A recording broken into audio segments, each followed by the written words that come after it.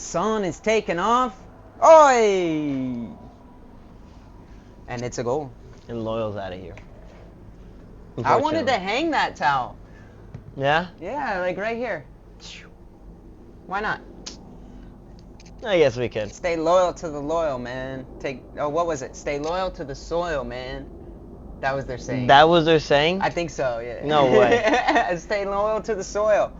That's pretty cool. The SDFC did a scape art futsal tournament this weekend, and I was trying to make my way to it, but I couldn't. I had two things happen to me surprisingly that day that threw me off guard. But that being said, I think it's cool what they're doing in the community. They're already kind of picking up where they left off, and I saw that the San Diego Loyal fan base, I forget what they call themselves, there's a particular name, have made an agreement with San Diego FC to become part of their loyal fan base, in a sense. But I think they're going to hold on to the name in which they started when they were, whatever the name was for San Diego Loyal's, like, extreme fan base, you know?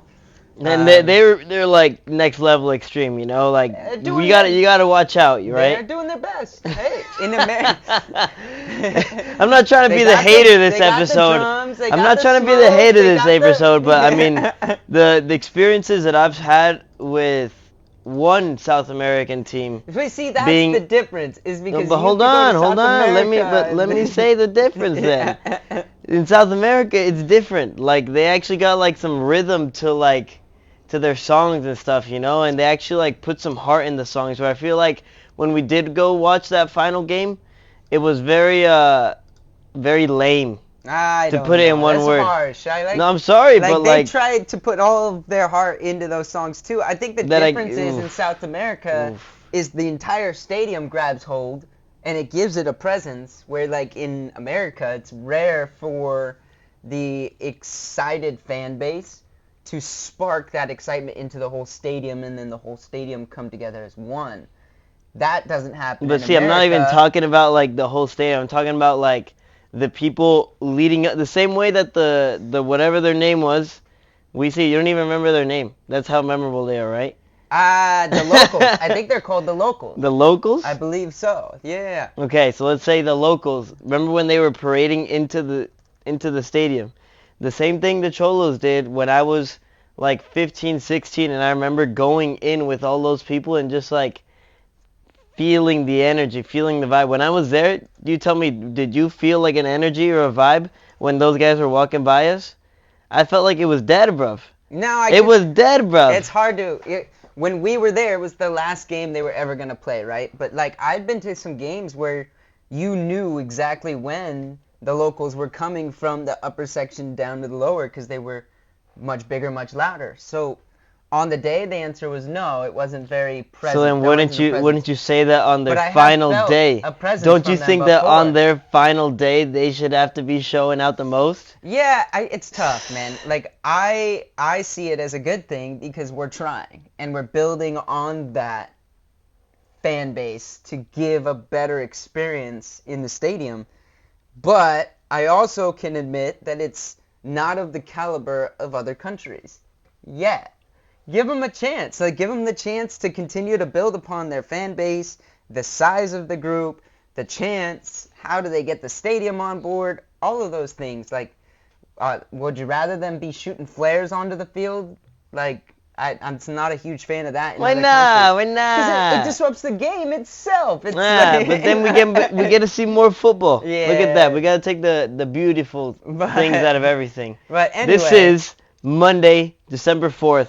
This is Pitchside Prospects. Welcome to the 12th edition, which is impressive. That means 3 months of doing this.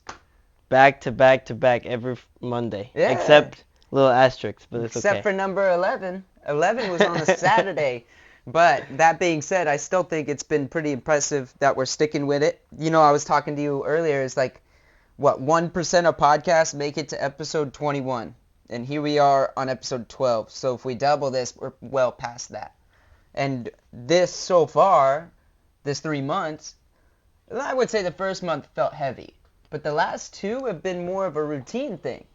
And when we missed the routine of it, we almost felt off because we missed it. So it's becoming part of the work week in a sense.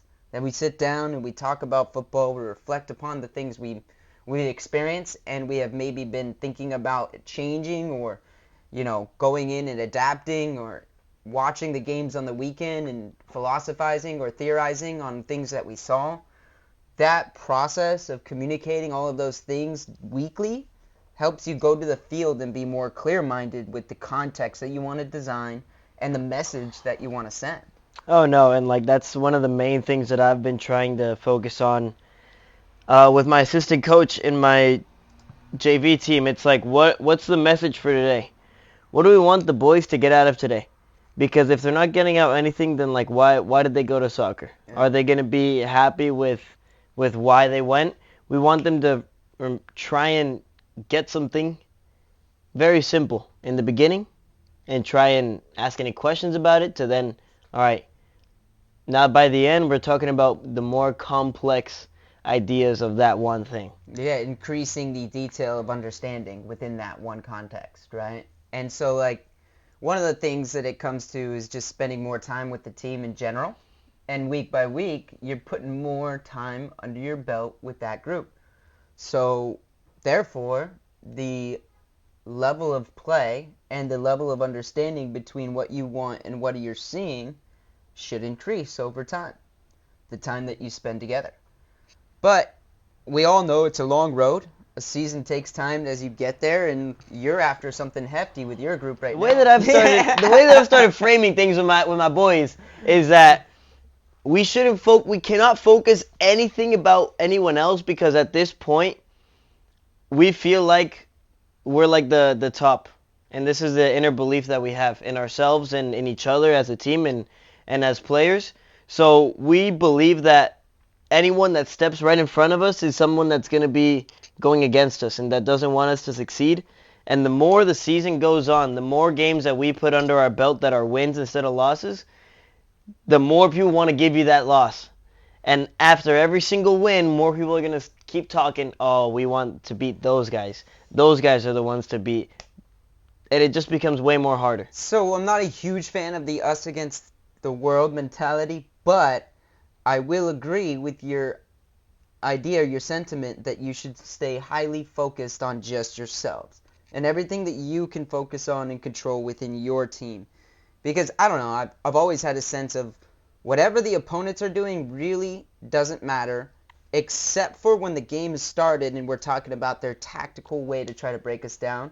That matters to understand, so we could adjust and break it or play in another way that's going to be progressive against that kind of shape. But when we're talking about, oh, their team looks great, or the preparation of their team looks professional, or their strikers look like they can shoot, or coach, I know this guy on that team and he's great dribbler and this and that. There's something to be said about knowing your opponent's strengths so you can play towards their weaknesses. But the more that you focus in on your own team and all of your own strengths and what you guys came there to do and control the tempo of the game, where the game is played and how it's played, then you've gotten full control of the win and loss there. But you also got to look at the mitigating the risk as well of their strengths. You're not just going to turn a blind eye to their strengths, because then what's going to happen? They're going to hurt you. This is why I say, prior to the game, you realistically, unless you saw a video of them play and you have a video analysis of their team, there's no need to be worried of those things. When the game takes place, of course, you're, as the coach, you're looking at where their strengths and how do we adjust to play to those strengths or maybe weaknesses. But my point being is, the more that your team focuses on what they came there to do, and if they accomplish those things, let's say they play a certain way and they played it well today, they should have full confidence that they're going to win no matter what the opponents bring to the table that day. So I guess to add to your point, I believe you're right, and I don't think that the players should focus on the other team. I think it's our job to focus on the other team, because we're the ones that are giving not the instructions, because I guess they are instructions, but we want to give the framework to our team about who the other team is, so that they know what they're facing and what is going to come in front of them. I think you're right to say that it is kind of our responsibility, but on the field it feels a little neglected because a player will come up to you and say, "Oh, coach, I know this," or "They look like that," and I'll go, "Oh, don't worry about that. Focus on what we're doing. Prepare properly." And then I'll turn an eye over and I'll look at what they were talking about because I do want to take into account what their strengths and weaknesses are. But I don't want my player who's in preparation mode right now to be mindset, some part of his mind in that part of the game. He's got to focus on But I him. believe the way that he said it, like let's say before the warm, he's like, "Hey coach, I know they have this one player that's good and like that's it." I feel like that's an important way for a player to feel like his coach listens to him and feels like, "Oh, coach actually does take what I say into consideration." So I know that whenever I see another good play from another team, whatever, he can trust you because he knows that you are going to listen to him. And if you don't take that into account, then maybe the relationship doesn't get blossomed to its maximum potential. I can see this. I do understand that. I think that when you get to that point, you can have that brief conversation addressing this player's ability or that player, but it's not going to change the outcome of what will transpire within the game, me knowing that information beforehand. Like during, okay, now I can adjust and we can play the game and we can maybe avoid that area or double team that man or whatever the decision is to change the game based on the strengths you see. But I don't feel like it's necessary prior to the match to be focused or worried about the opponents. And I just go to a story like I have like my youngest team and they'll look across the field and say, "Oh, coach, this team looks good," right? And it's a feeling, a vibe that they get from watching the preparation of the opponents. But then we go into the game and we were able to not only compete but win the match. And so it's like, where do your expectations of the things that you're seeing get in the way of your ability to go out there and take care of what you came to do? Be wary of expectation, because expectation normally puts us in a place in our brain that we shouldn't have been. And I think that goes into kind of even the next topic we want to talk about is like the expectations of a player towards the end of the season as the new teams get formed for the following year.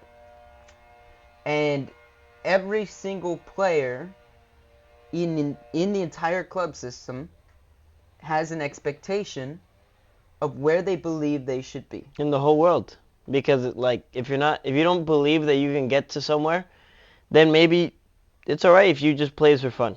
But there's a majority of people, or like everyone that wants to get to the top, the next level, they have those goals. They have those goals that they want to meet because those goals they believe will get them to where they want to be. Yeah, and it's just one of those things that if you are as the coach managing expectation versus reality a lot of the time. But as a coach, my job, I've always felt my job is to keep the players dreaming, to keep them looking above, to see what is my expectation. I want it to be the next level. How do I continuously chase that? And then therefore give them the reality of they've made it, if they've chased it hard enough and put in the work and done what's necessary to get there, or if they haven't, why? And why becomes the most important question when managing a player's expectation if they haven't attained what they were going for. And every year with hundreds of players, you go through this one by one because each person individually at that stage isn't thinking about the collective of the team. Everybody at that stage is thinking for themselves, which is right. It's not wrong. It's correct to be in that mindset. And what are you working all year for if we're not going to get a recap of where you are, where you're headed, and what you've accomplished? See, I understand that as the player. I think the most challenging part about it as the coach is when you have a player who maybe does deserve it, but the space is limited on the next level because everybody is talented, and the opportunity might not be there for them in this moment. And so you have to manage the reality of the situation with also the player expectation in this situation, which may be the player deserves what he's saying he does, and you might agree with that, but the space or an opportunity might not have shown itself yet. So how do you keep this player in a proper headspace to continuously train and progress and chase, waiting for that opportunity to show. And that's just like one. So I feel like we talked about that recently where I asked you a question. Hey, let's say that you have a player on your team that shouldn't be on your team, meaning that he is of a better level, better caliber of that team. I asked him, hey man, would you tell him if he doesn't get the opportunity in your, let's say, team club environment to move up ranks, would you tell him to move somewhere else? And this may even be an offside topic because it's close, but I don't think so, because this happens in football all around, where every club, every state, this is a conversation that happens between coaches and players. And like, you should always be loyal to your club, of course, you work for him, but you also have a loyalty to give to the player and what's best for the person that you've been in charge of developing and growing. And sometimes when faced with that situation, you have to side with one or the other, and when I come to that point in my life, I normally side with the player. I try to give the player the best knowledge or experience or direction that I can in that moment, and sometimes that is at the cost of me telling them maybe the opportunity is elsewhere.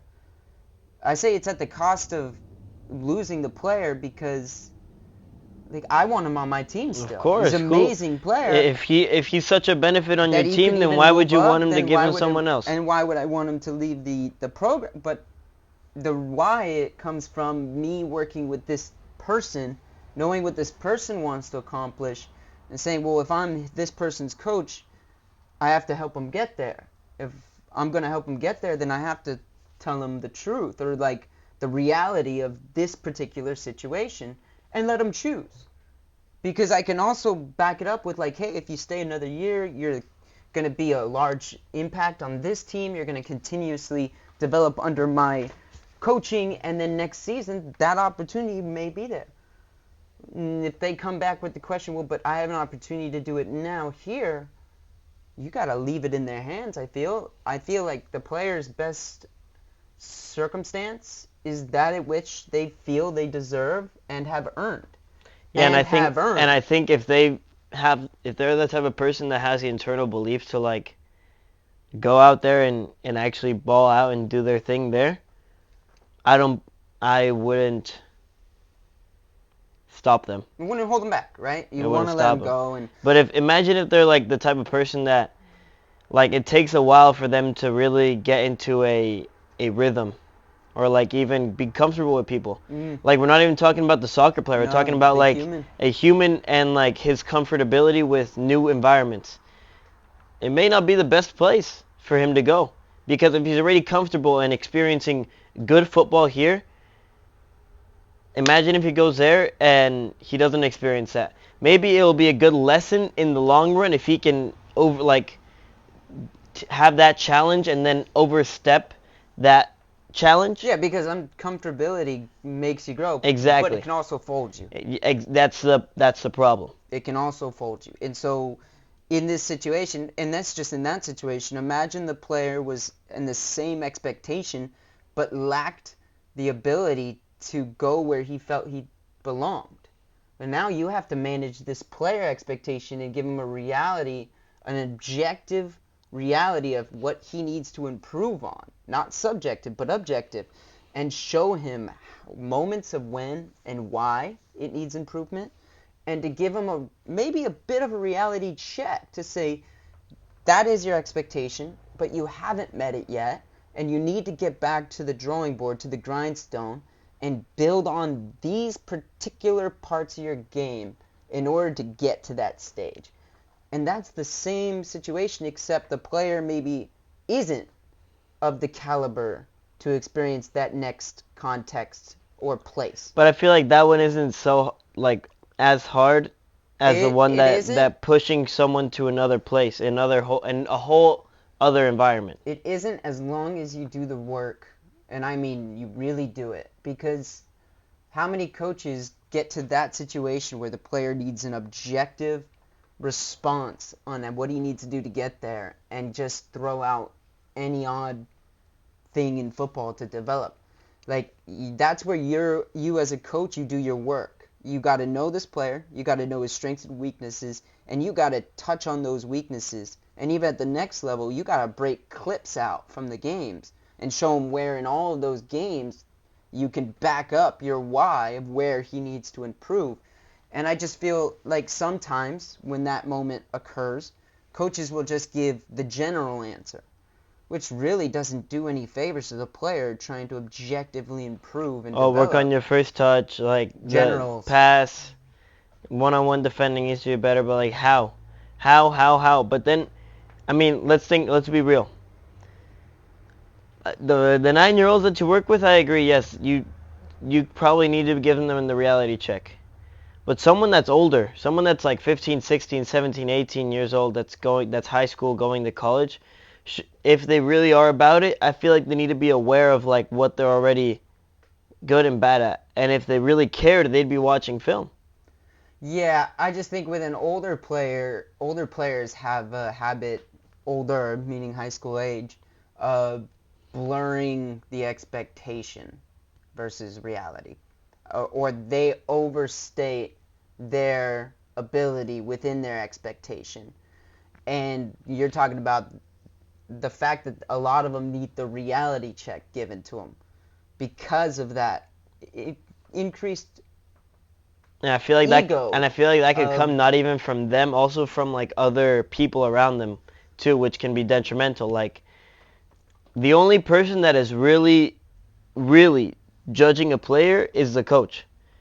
They're like, whatever the judgment or the idea that the parent has, the grandparent, the aunt, uncle has of a player, does it really matter? No. There is one other party I feel like is judging the player, though. And it's the collective team as a whole while the season or the trainings. You know, like when you step onto a new field for a tryout and you ball out, all of a sudden all the boys start putting the side comments in like, oh, did you see that? Or like, oh, yeah, oh, he looks good. Or vice versa. When you come into a new team and you don't play so well, people pass you less, don't look at you, no communication, you get the cold shoulder. So they're judging you, and that judgment makes its way into the coach. But the coach may see different things that he may need for this team.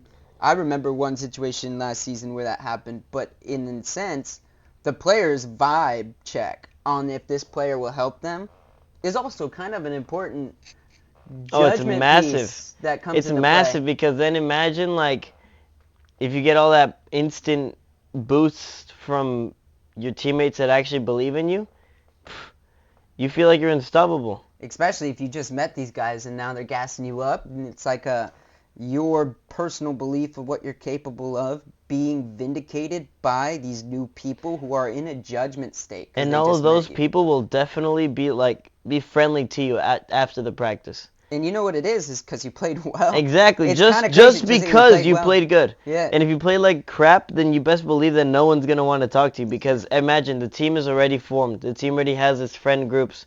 It could have its cliques.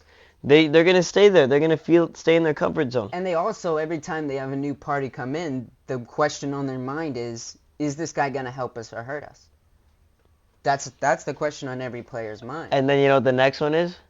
Hey, coach, what position is he? Yep. Am I in competition with this guy? I remember. Is it me? I remember one exact time where it was when I first started coaching with you last season. And this one player came in, and one of the players that you had a really good relationship went up to you during the practice. He's like, hey, coach, what position does that guy play? And then you were like, your position. Yeah. and then you're like, are you intimidated now? Do you think that guy is going to take your spot, man? And I was just like, this is awesome. That's the best way to deliver it, too. It's because he's like the last thing he wants to hear, and you just give it with like that demonic kind of like, it's yours. It's your position. And he goes, and then you got to give it to him the hard reality of like, do you think you're going to beat him now? Because you're looking at him and he's talented. What do you think? The next hour from that player was just like, boom, boom, boom. I got to make sure I keep my spot. I got to keep my spot. And that's the internal competition that you want to breed within the group so that all of us improve, but also the relationships of what transpire when you bring somebody new into a camp and the effect it has on all the other people, whether they play poorly or if they play well, you know. And I just think that, like, every player, every single player has these expectations at a certain time of the year about where they deserve to be. And you have players coming from outhouse in that are shifting the group. And you have players in-house that want to move up. They're shifting the group. Finding a way to manage all those expectations into in conversation, into a way where these players start to accept their next season role could be arguably the hardest part of the year for coaches in the season. Once the team is created and the management starts taking place and you're focused on the game itself, things flow. There's a beauty to that flow. When you're working on building all of those managements and putting people into place and having them accept their roles versus their expectations and the reality of what they're capable of, those conversations really can get tricky. Because not only is it the player expectation, but it's also the parents that could be maybe less educated on what their kid is capable of because they're maybe a bit blinded by the parental goggles. And so you there have to explain to them in a understandable manner, objective manner, on what the player needs to improve on and why, so that they have an understanding of the reality versus expectation as well, so that the family as a whole can accept the role that they've been given for the next season.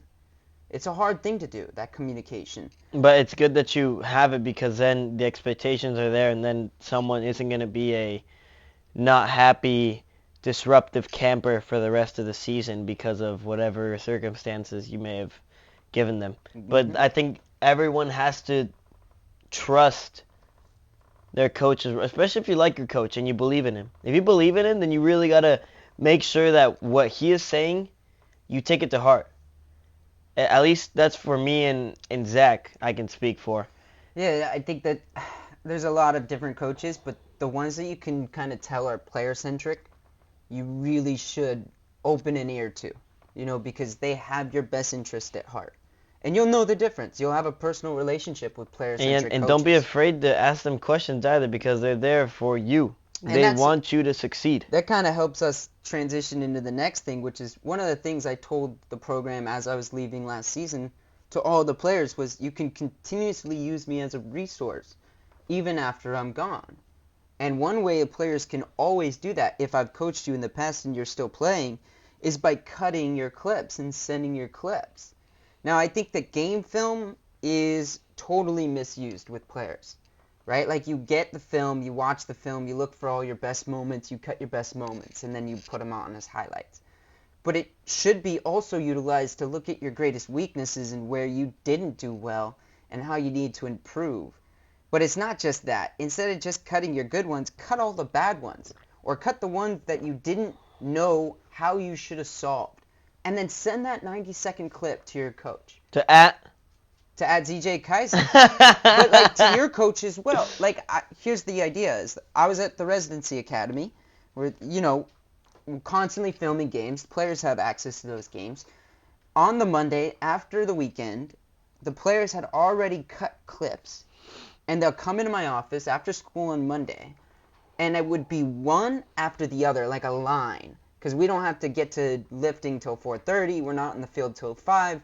There's 2 hours there for them to kind of fill. Well, I have a line of players out my door with 5 to 10 clips of things that they want an opinion upon, what they could have done better. Not a single clip of, did you see this goal also? Like, of course I did. I was watching the game. I was coaching it. But the moments in which were poor, and then one by one they come over, they click their iPhone into my screen, just like mirror it, play one by one, and we go, next kid. That act is the self-improvement act, is the reflection act, is the player taking into his own development into account act, and utilizing the resource that you have in front of you. It's what we do here on the podcast, like, pretty much. We do, like, that self-reflection of what we did on the weekend here. 100%. And not even, like, here. We do it also, like, by calling each other whenever you have a crappy thing happen or I have a crappy thing happen or blah, blah, blah. Like there's so many instances where you can reflect and you can try and pick out what you liked, what you didn't like.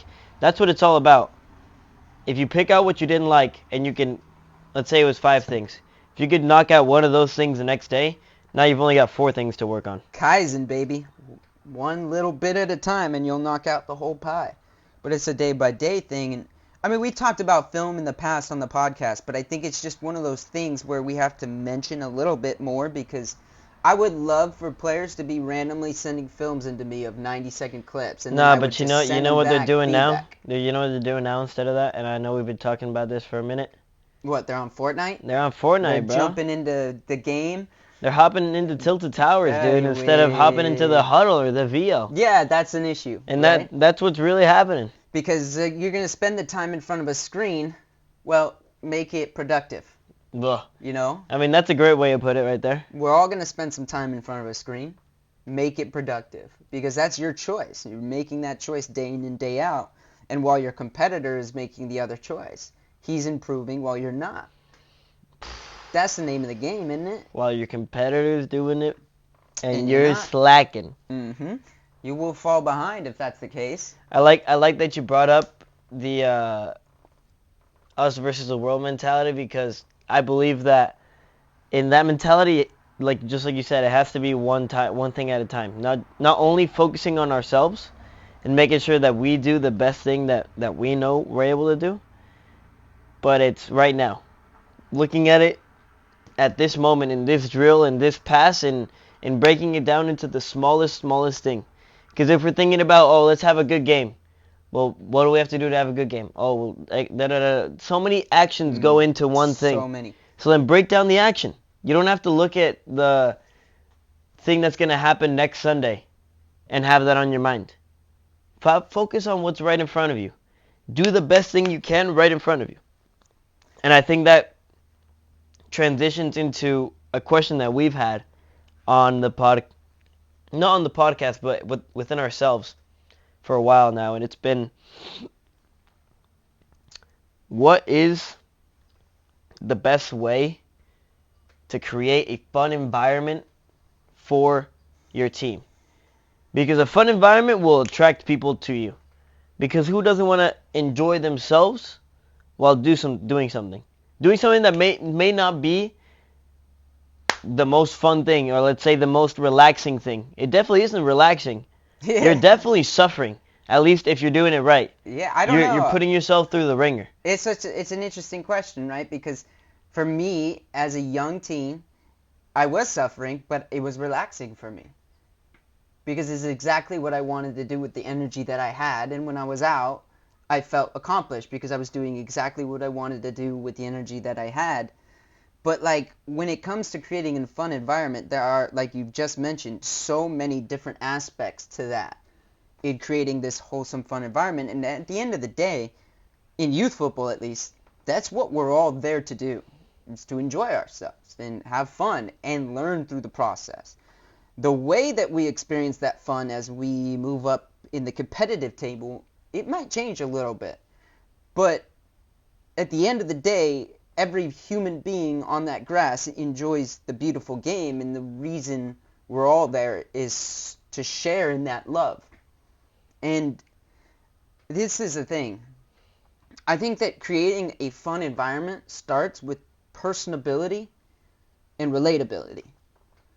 So in order to create a fun environment, you need to start by knowing each and every one of your players personally, and start to get to know them as people, not as players.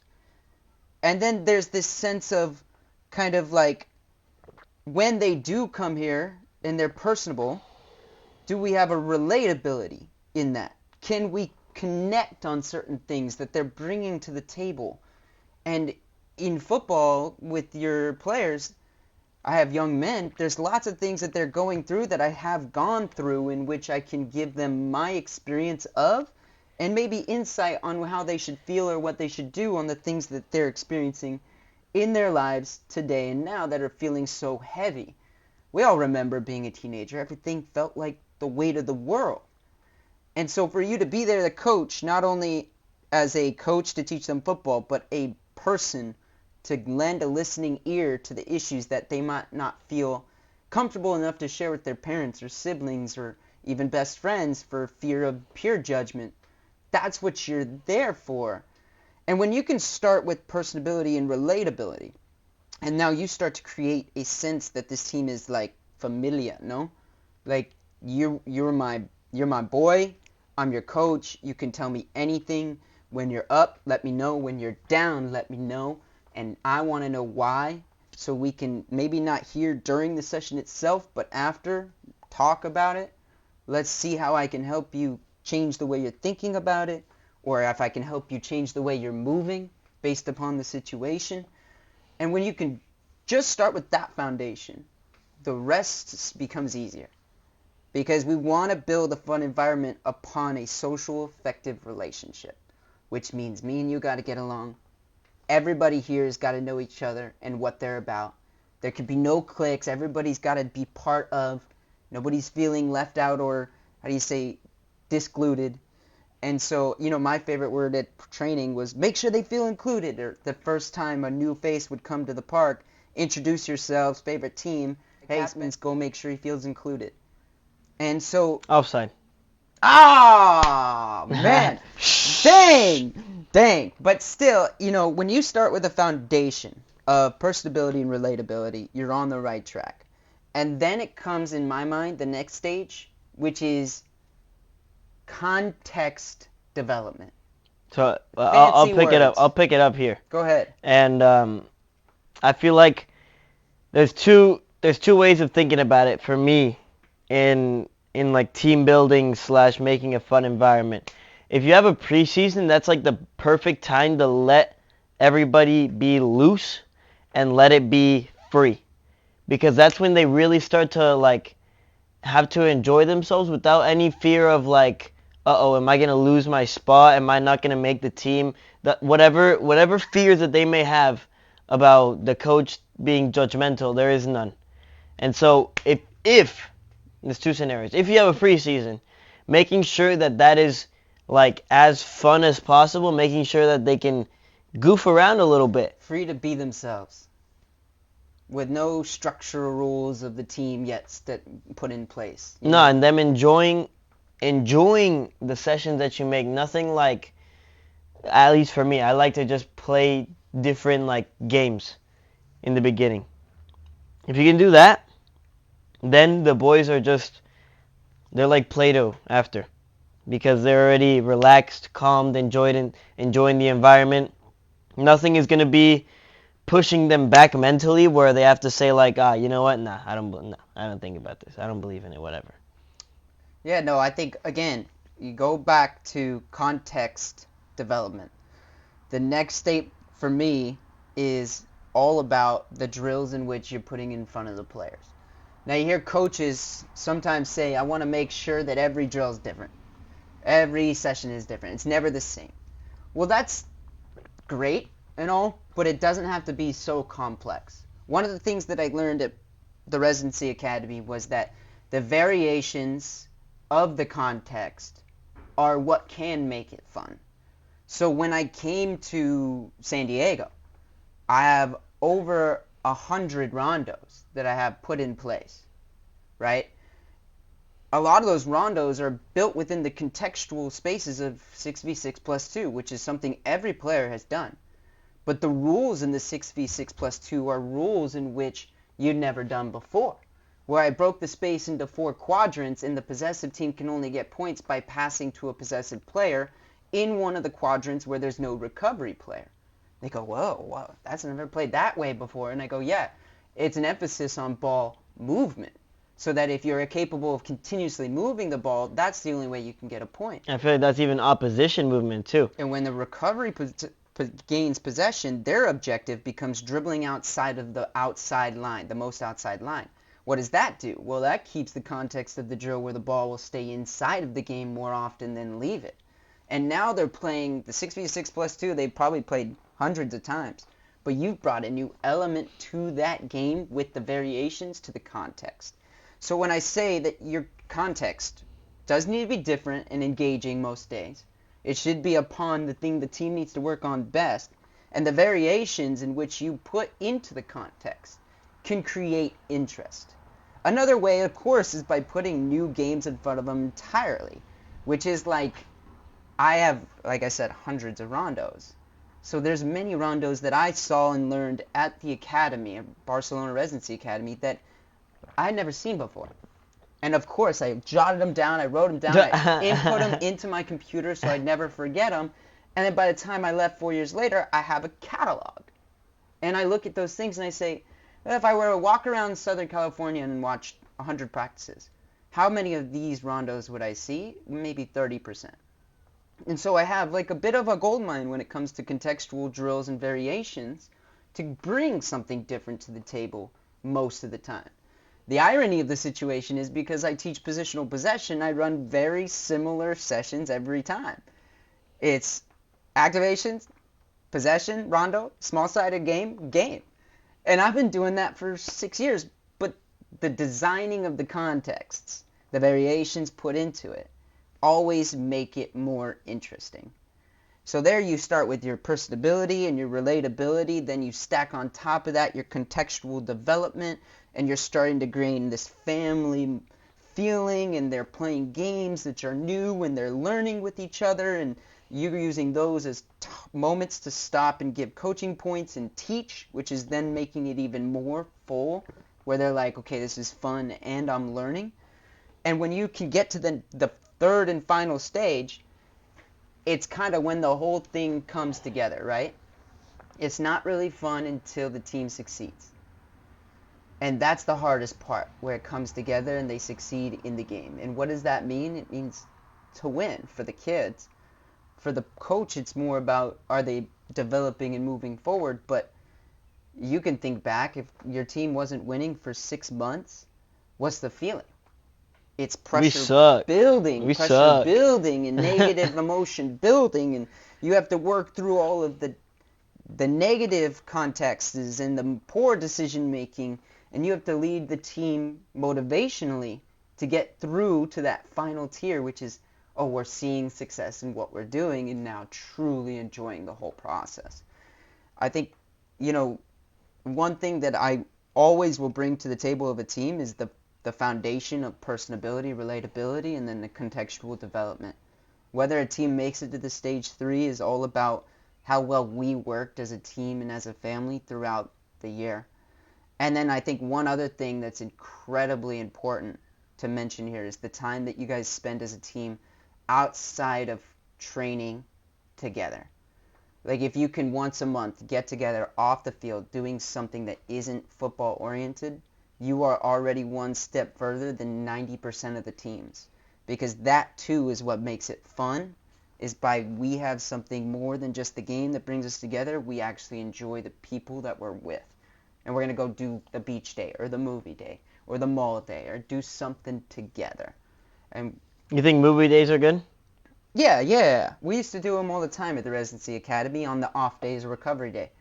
If it's an off day, recovery day, go sit in a dark room watching a movie screen for 2.5 hours with the team. It's a fun thing to do. Like, whatever movie? Well, within proper rating of the age. Okay. We can't take 14-year-olds to a rated R movie. We just couldn't I guess. I had to fight to even take the 18-year-olds to rated R movies there because, well, I'm their parent guardian, but all of these parents come from different places and might not agree with their son seeing this film, so you have to, like, check all your bases in that kind of setting. Yeah, that happened to me in elementary school. Remember the movie? They took you to a movie you remember, no, hold up. Listen. Remember the movie Coraline? Yes. So, like, we were going to watch that in 4th grade. And, like, one of the parents overheard from their child we were going to watch Coraline the next day. They weren't happy. And she's like, no, you ain't watching that. So then the whole class was pissed at her because they of her. Watch it because of Mom.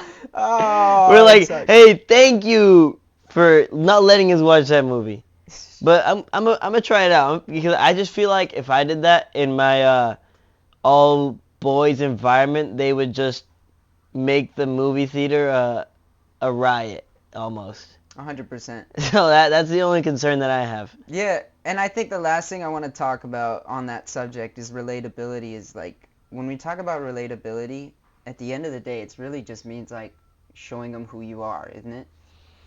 Like Letting them know you're actually a human too, you know, like, like yeah, not just a boring soccer coach that every only time they thinks come about see you soccer, and you you got the know. whistle and you're always telling them what to do and then you never open up to them as a person.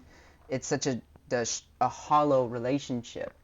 Then as soon as you start to show them who you are and what you're about as a person, they start to really connect with you.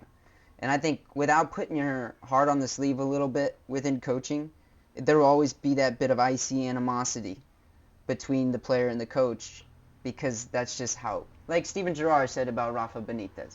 It's like when Rafa came in, I could tell he was going to help us, our team as a coach, but I just didn't get along with him. He was so cold.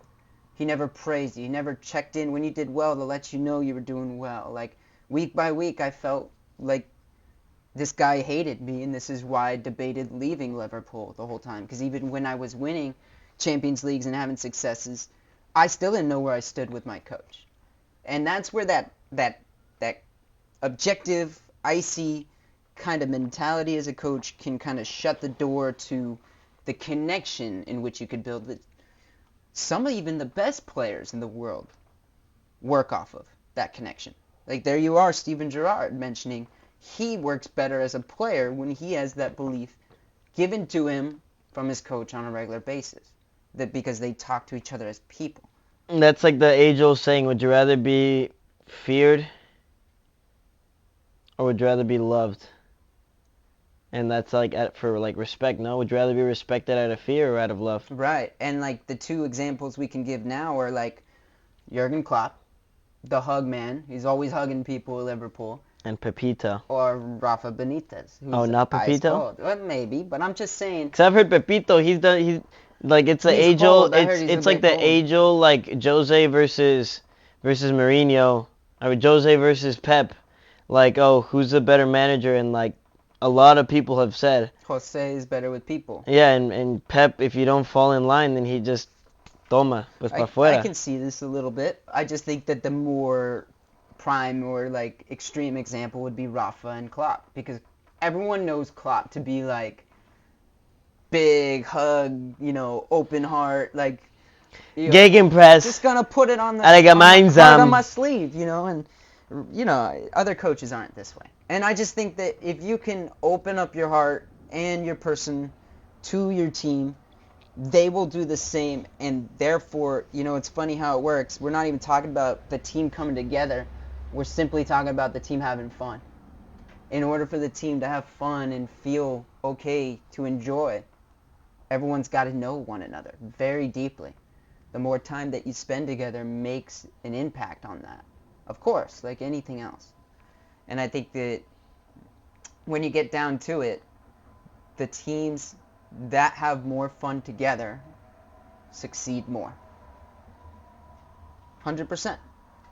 When they have more fun together, they succeed more. When they're training on the practice field and they're going, oh, and all the other teams around on the practice field are looking over, they feel like they're absorbing energy from this. They take this energy to the games on the weekend, they win, they're having celebratory moments, and they're taking photos, and they're sending the goal films to each other. Like, all of this just snowballs into something I guess more fun. that when you have like the external help, not just from like the football, but also like, oh, let's say photos, and then the film, and then let's say the outside extra things that we do as a team, like taking team walks or going to watch a movie, whatever. All these things, it's just part of the footballing, but not as like a making you a better footballer, but making you play better as a team. The team chemistry goes up. Mm-hmm. So I guess you could say it makes you a better footballer because you're all together. And then we talk about how do you build team chemistry. Well,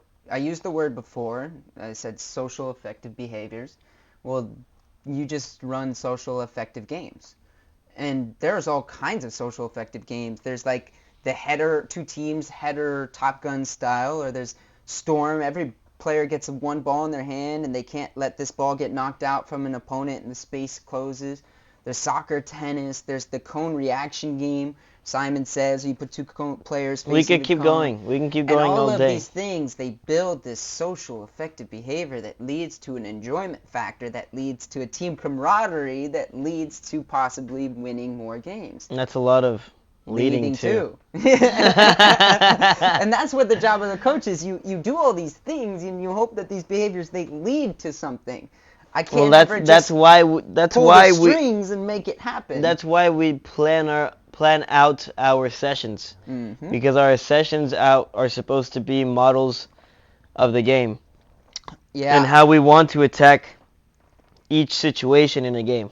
Yeah, I think that some coaches really don't heed the importance of contextually designing their sessions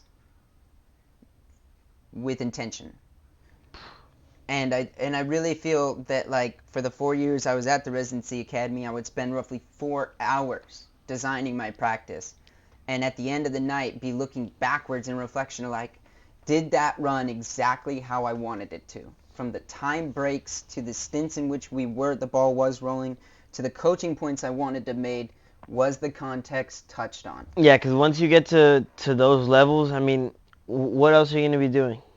No, you're going to be... In the mornings, you should be preparing. Of course. 100%. When you get to that level, you should be using that time wisely in order to prepare for the best session. And maybe in the future podcast, I'll show you what a rough draft of, like, the Barca template of a session would look like. But it's got 10 times more information on it than your normal notebook written session that a coach would put together an hour before the practice. Yes, sir. It's got a lot of detail.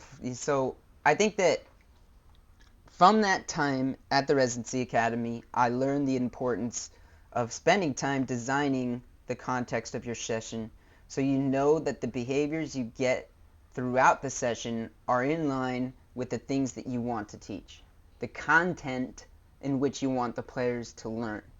And your context is what leads you to that content. And it should be less about what I'm saying and more about what I've designed within the game that leads to behaviors, that teaches them. Because the game is a better teacher than my words, but the two of them together are better than one or the other. And so that's where we use the importance of context within what the concept of the drill is, or the focus of the lesson is a better way to say it. And then not every session will go the way that you planned it. And there's a reason we reflect on it, for better or for worse, because the answer on why it didn't is there. We talked about a funny scenario that happened where our high school boys, like, imagine they usually go to school 5 days a week from Monday to Friday, and they have a set schedule. And then on this special occasion, I think for your occasion it was a Friday where they didn't have school for a week, so it was quote unquote their last day of school. Yeah. And then I had the same scenario where I had a Tuesday of a week be the last day of school before vacation. And so you can imagine that these boys already have the feeling of, hey, it's vacation, we're on break now, no school, no parents, no adults, it's vibes. Out. It's vibes. And so those vibes definitely carried out into the practice. And then you would think, us coaches, we don't have this in count. At least in the point in time when it happened, I didn't have it in count. I didn't either. Remember, I had to call you after and be like, yo, I know why that happened to both of us. Mm-hmm. And it happened to both of us on the same day, because sometimes there's external factors that are going to either make your practice better or worse. It was the same week, but you ended earlier in the week, I ended later in the week, but we experienced the same thing. Yeah. And so, let's say, I feel like playing in... How do you feel about playing in the rain? Some kids absolutely despise getting wet or whatever excuse they can make up. But I feel like for the majority... I hate being cold, but I love playing in the rain. The majority of the kids, when they play in the rain, it's like, this is a Nike commercial. Yeah. And like, we're out here with the boys, and like, this is the typical it can even cold, rainy night in Stoke. Yeah, it could be next level when you're on a turf field, the lights are on, it's a late night game, and it's a cold, rainy night in Stoke, mate. That's a feeling. There's a vibe there that's like, all right, let's play this game. And that, I feel like, that has to I gotta bring up the level. He goes, I'm going to slide so far today. Okay. Cool. Yeah. Say less. It's excitement, right? He's like, oh, it's raining. I get to fly further. I'm going to do it. It's one of those things. It's like when you get there, it's a nice feeling. But you said it yourself. Some players don't like it. Some players, they're like, oh, it's too cold. Or, I don't want to get wet. Or when the ball hits me, it's going to stain now. Or any of those Whatever things. excuse they can make up, because there's so many excuses that they can make up, and and you know what they're gonna do? They're gonna think about it before they talk to the coach. They're gonna be like, what's the best excuse so that coach doesn't say anything? Dude, playing in the rain is great, man. There's so much about it that's fun. The only thing that isn't is the contact on the ball becomes a lot harder. You just have to account for it, and then it becomes something you have to continuously keep in your mind as the game transpires, because it skips different, it bounces different, it hits different. It's just one of those things like in England, I'm sure they have adapted to perfectly. To the T. And in Southern California, we're like, it's a rarity, let's go! No, they're more excited about the rain than thinking about what's different about the game. They're like, oh, we're going to play in the rain, and all of a sudden the ball gets like skidded out, and you're like, uh-oh. Come on, I need to change that. It's like 100%. You have any comments about your games last week? What transpired? Anything cool, interesting transpire? No, I feel like we talked about my games last week, and I don't want to go too in-depth about a team that's currently in season. I feel like I want to be cautious about the way that I speak about them, because I want to make sure that it's overwhelmingly positive. And these kids they're probably listening, and they're probably going to be like, what's coach thinking about this? Or progressive. I want it to be either positive or progressive, and as of now, we had 2 weeks of games, 1 win, 1 loss on both weeks, and I think we've played decently even opponents in competition, meaning all the opponents we've played so far of an equal caliber. And we've had some good and some bad. So I think that this week, maybe not this week, but in the next 2 or 3 weeks, we get a winter break coming. We're going to take some time to look backwards on all the things that did work and didn't work. And hopefully by the time we have the time to do that and we play again, we'll be a much more well-orchestrated team who knows our shape and how we want to play and who fits where and who subs for whom when. We're not there yet, but we're close. 4 games in, I'm almost sure about who goes where, and I'm almost sure about what shape is best when. But I only have 3 more preseason games to figure it out before the league comes, and I have a job to do. See, that's what I like about being a disciple of one formation, is that I don't have to see what's going to be best for us. You sure? And you can also say it's a bit close-minded, because it is very close-minded. It's absolutely close-minded. There's a better way. It's absolutely close-minded, and it's all right, because you're stuck with it. And once something doesn't work, then it's like, okay, you'll have to change. We can change. Yeah. And we can change based off of what isn't working. At least you won't continue to beat your head against the wall. Oh, I wonder who would do that with something. I would. Yeah. Yeah, I would. I would continue to beat my head against the wall. You'd be like, why is this not working?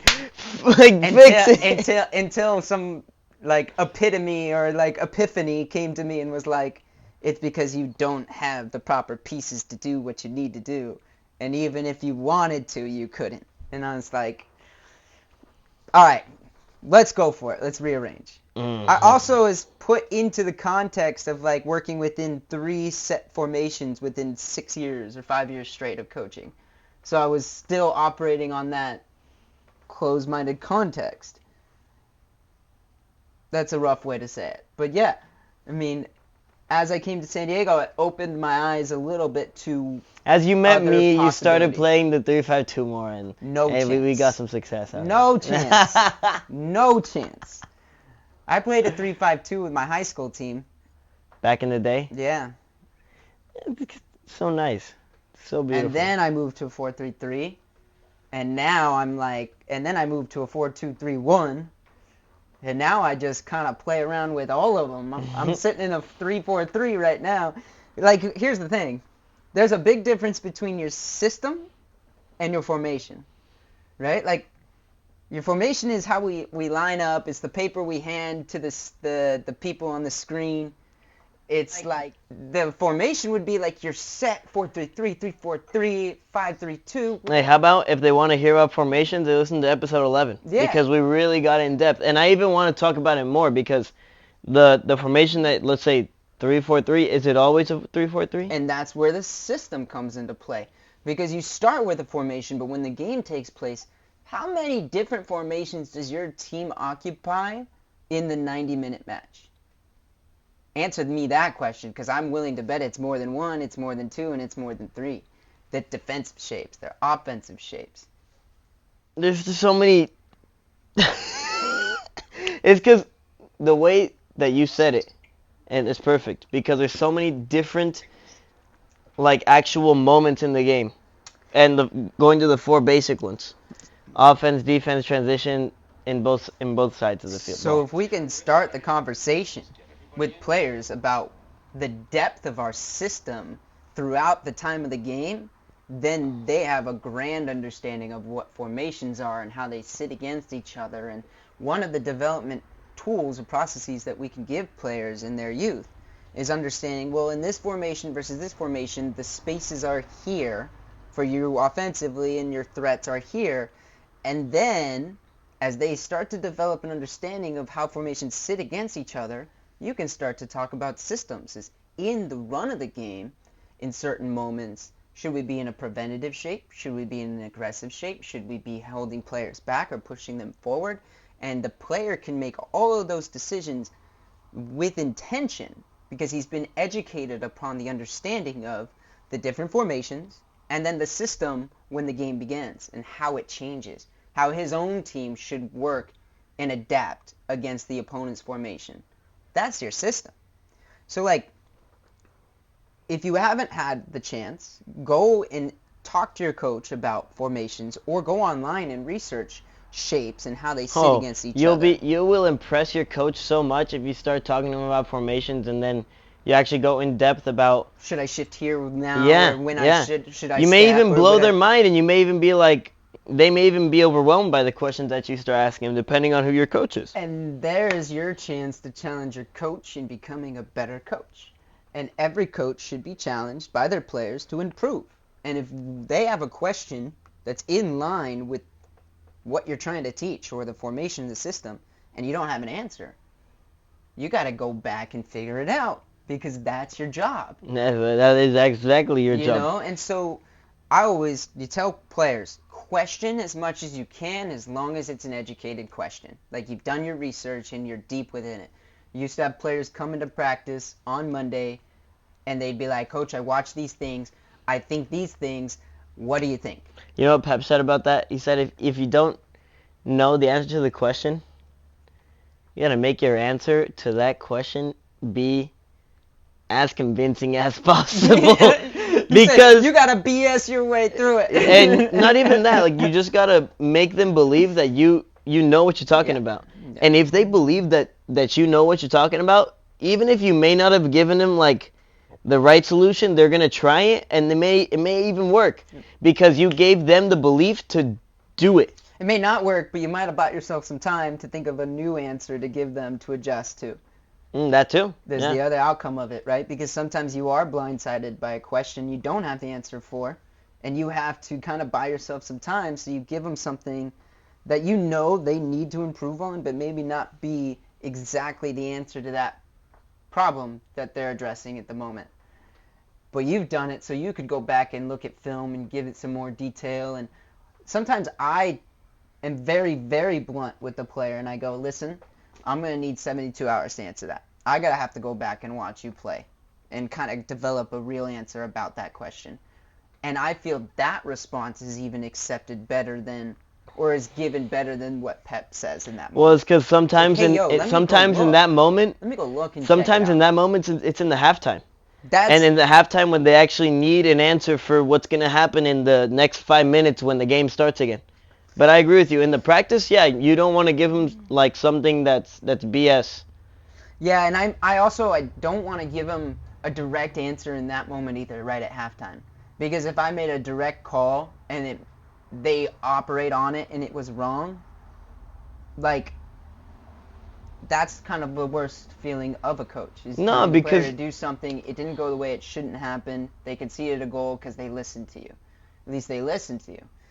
I leave it more open-ended, like, well, in the last few situations that has occurred, what have you done? Oh, I've stepped to him, I've left this one. And each time that happened, where did the ball end up? Well, it ended up on the far side. Did your right center back pinch in, or did he stay when he came? So why don't next time you try, you hold your space, he holds his, you're not worried about the far side, you can solely focus on winning the first here.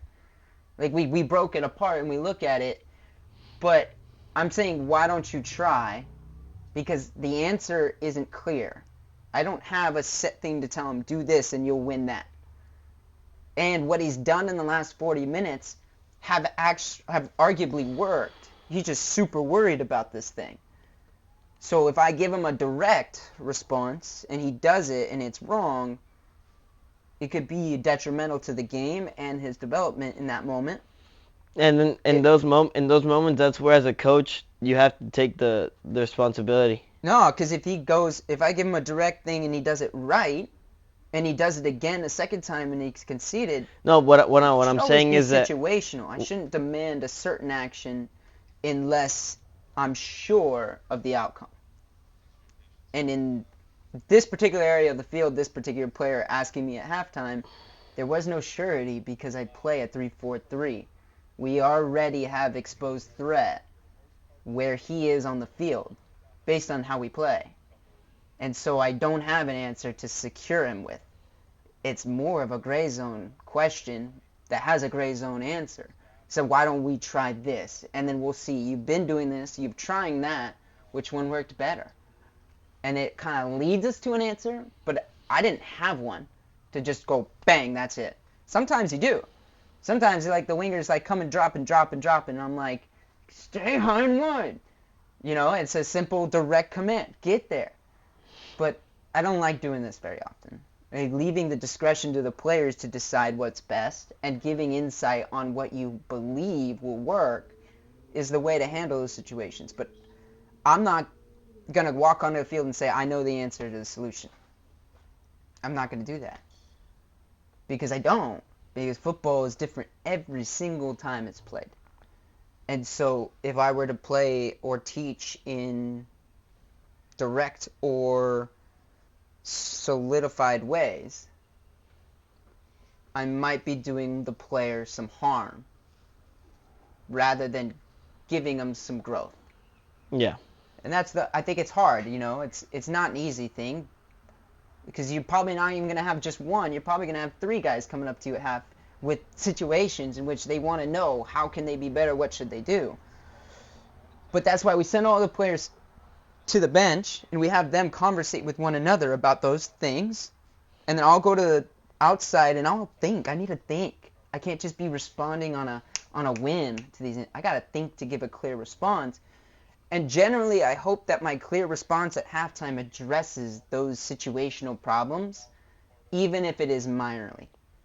Because if I'm talking about the collective and that leads us to talking about that moment, then we've addressed it a little bit. We've left it open to the collective and said, this is what we're going to try. So they have some direction upon what to do. But I hate to respond and like snap response to those kids as they're coming off with those questions. I'd rather they go pose the conversation to the team and the team talk about it as a whole. And they'll probably come to some conclusions and some where they don't have an answer. And then the collective will ask me one or two collective answers that don't have a question. Sorry, collective questions that don't have an answer. And then I'll have to come up with an answer for those things. That's my job. But it's not black and white. This is a gray zone. And although the player goes up to the coach and he hoped that it'd be black and white and he could just be given the golden ticket or the answer, and then he can go and just do it and succeed, this isn't that way. I don't have that much control, and I don't think any coach really has that much control. I like to believe so. Yeah, you could believe so. That's just me. But the experience and time has taught me one thing, that like I don't have as much control as I would like to have within the game from standing on the side. But the better that you can get at increasing your ability to influence the game from the sideline, the better coach that you become. Oh, yeah. 100%. And that's where I think, it's a never-ending job, coaching. It's a never-ending lesson. You're always looking to improve, and you'll always have something in front of you that you're theorizing about or trying to grasp so that you can understand it in a way to transfer that information into your team. Because the art of coaching is not being super intelligent within football. It's transferring the intelligence of football to another. And that's where the challenge comes into place. And that's where your context become incredibly important. And that's where your foundations of being personable and relatable and being able to connect a team as one make for a good or a bad season. It's like putting together a very challenging puzzle year in and year out. We're playing chess, mate. Yeah, you could look at it like chess, but I believe we're in a war. When I think about coaching, I don't actually always feel like I'm playing a game against somebody else. Sometimes I feel like I'm playing a mental game with myself. Yeah, but and it's like, when it matters the most, that's when you are playing a game against someone else. But a lot of the time, in the lead up, yes, you are battling with yourself and your own little. Oh, what should I do this day? What should I do this week? What should I do these 2 weeks? What needs to be focused on? What doesn't need to be focused on? You can go on and on and on. Yeah, that's why I say the morning, if you have your mornings, if you're lucky enough to, and you spend time within the football realm and developing your football brain upon what kind of things you're going to do later with football, you will always be a better coach, instructor, trainer than the person that doesn't, right? And I said it to you before, I think that like now that I've been doing it for so long, I feel like that catalog I was talking about with all those drills is somewhere in my brain. And so like as I know, okay, I'll have 16 players today, my brain goes filtering through files and it goes, okay, 16 player sessions. And I could pull up like 10 or 12 different sessions that operate on a 16 player basis.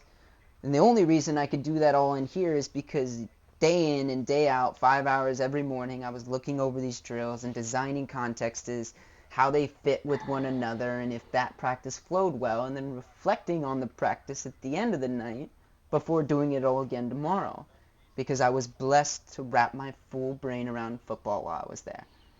And when I did that for 4 or 5 years, what I didn't realize is when I came home, how I had mentally logged all that information in my brain. That was one of the greatest achievements I think I made while I was there, because it just came through the repetition of running session. And now I feel, if you were to ask me what is my best trait as a coach, I don't even hesitate anymore. It's conductor of the training. It's the trainer. It's the guy that's in charge of running the session. That's my best role. If you were to break it down how we were talking about before, as football gets deeper and more coaches in each sector, that would be Coach Jens' spot. He's the trainer, so that the head manager just watching make all the hardest decisions, but all the detailed information is picked up by the trainer. Yep. And so maybe in a beautiful future in the 10 years, that's exactly what I will be doing. Where can these clubs find a sought after? Where can they reach a sought after trainer? Yeah, they could reach a sought after trainer at ZJ Kaizen on Instagram, on Train Zone Sports on Instagram and YouTube. And what about you? Where they can find a BA manager. What is a BA? It's a badass. A BAM. A BAM. A BAM manager. Yeah. At Coach JCKM, at JCCrewerM. Yeah, if you want to find someone that isn't like him, but I also have like him, we have all our own strengths, you know? And it's good that you and I have different strengths, you know, maybe in the future. And differences that lead to a better understanding of the whole. That's a good thing, not a bad thing. But this has been Pitchside Prospects. We appreciate you guys listening, tuning in on YouTube. If you would enjoy the episode, please like, subscribe, hit that bell notifications. Does us some help. Go follow us on Instagram. Go follow him. You'll see some football stuff, that's for sure, all day long. And that's that.